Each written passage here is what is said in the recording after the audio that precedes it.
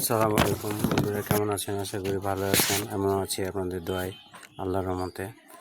সারাদিনের ক্লান্তি শেষে বিকেলের দিকে চলে আসলাম নৌকা সাইগাড়ি বিলে। সেই নৌকাতে উঠেছি নৌকা ভ্রমণ করার জন্য। এখানকার সবচেয়ে ভালো ঐতিহ্য হচ্ছে নৌকা ভ্রমণ।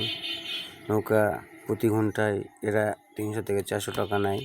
এখানে শতাধিক মাঝি আছে যারা প্রচুর টাকা আয় করেন এবং ক্ষুদ্র ব্যবসায়ীদের কর্মসংস্থান হয়।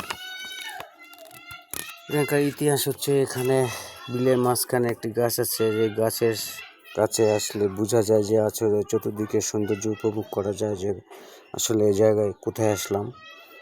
খুবই ভালো পরিবেশ, খুব সুন্দর। এখানে সবাই এসে গোসল টোসল করে। এখানকার ইতিহাস হচ্ছে, এই বিলের আগের নামকরণ হচ্ছে গুটার বিল নামে পরিচিত হলেও এখানকার স্থানীয় গ্রামগুলোর নাম অনুসারে